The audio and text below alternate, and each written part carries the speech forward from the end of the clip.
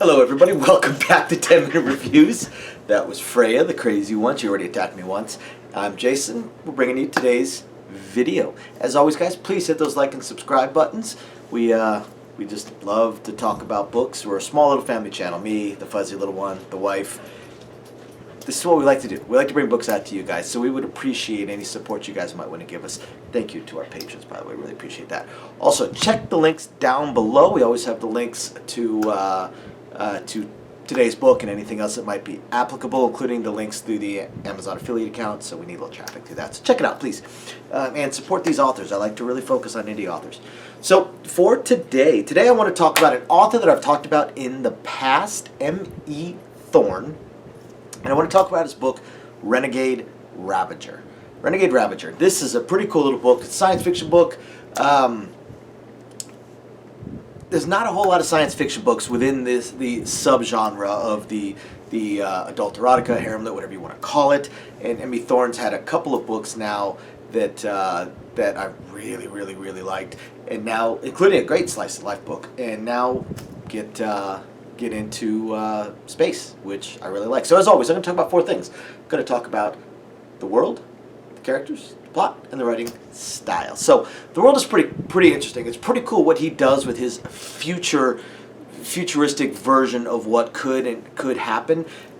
We focus on humanity, and we have a human empire in a way. Humanity has managed to make it out amongst the stars. We run into aliens. There's been alien wars, alien battles. Humanity has basically gone human supremacist. Basically, at least the strongest empire. There are multiple empires of humanity, but the strongest one has basically gone human supremacist. It's basically kill all aliens and take their territory. If we want to live in that area, that it belongs to us, and it does not matter who's already there, we will defeat them. And it's very heavily, this particular empire has a lot of myths from the escape from Earth. Supposedly Earth is lost. They have no idea where Earth is, how far away it is. Supposedly it's some sort of wasteland. That's why they had to escape, and numerous groups. And there were wars going on in the solar system when humanity managed to escape. And the empire, this particular empire that our character hails from, is again the strongest one, and has these myths of this mythical hero that had helped them escape. She was a warrior, a soldier, a general, a leader, and then she was betrayed. And her remaining top people are now referred to mythically as well as the Saints. She was the lady, they are the Saints, and they founded this empire. And this empire is it's got most of its roots in French language and French culture, although they have forgotten it. That's where it actually comes from. And their main group, their main battle group, are the legions. The legions, there's a lot of them, a whole bunch of them, because they have a very large area to cover, and they're legionnaires. And there's a lot of brainwashing that has occurred within the legionnaires, and within what's going on within the empire, and that starts to come out later on in the book. Now, the main character, his name is James. He's a legionnaire. Now, there's other characters that come up in this book. Rat, who's an engineer. We've got, I think it was Aggie.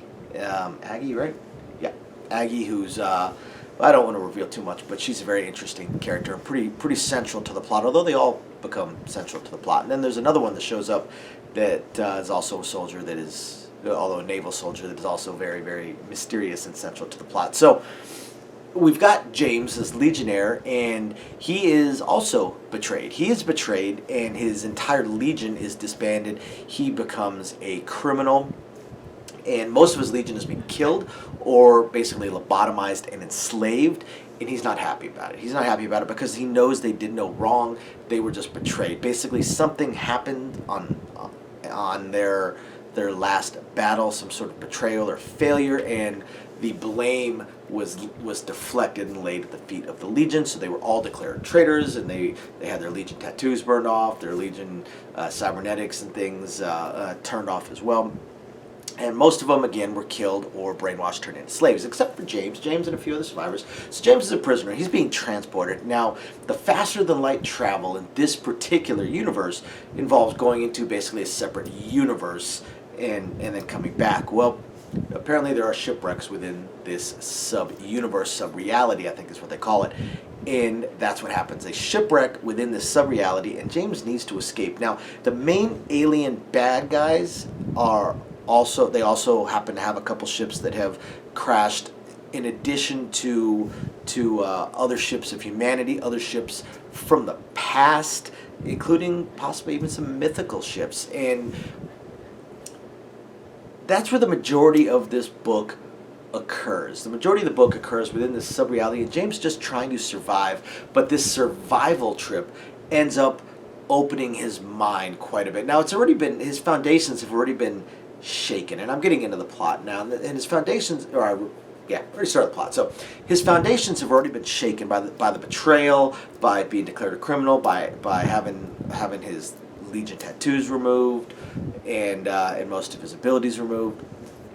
So as he starts learning things and discovering things, it doesn't take a lot. He does have instinctive reactions at times to defend the Legion or the Empire, but he manages to bite those back most of the time, and he's open-minded enough to look at the facts, compare them to what he has known his entire life or what he's been told, and realize certain things don't make sense. And he is fortunate enough to come across a few allies, including a few allies from the past. Time moves differently in this sub-reality, and some of these allies have very powerful weapons. They have very, very powerful libraries, computers, history, facts, and that's the majority of the book. And I got to tell you, it's fascinating. I absolutely love this book. This book was one that I did not put down. I just read it all the way through. It was a ton of fun. It was a ton of fun. I will say the one big twist that shows up at the very, very end to me was extremely transparent. I saw it coming very, very, very quickly.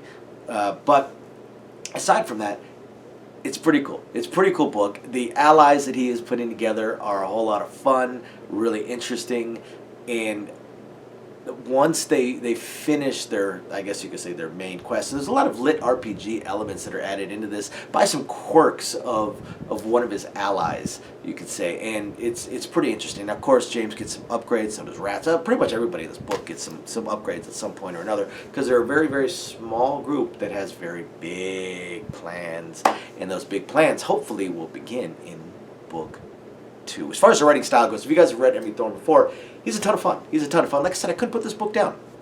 It was a great book. Absolutely wonderful book. It's so much fun. I really, really, really enjoyed this book.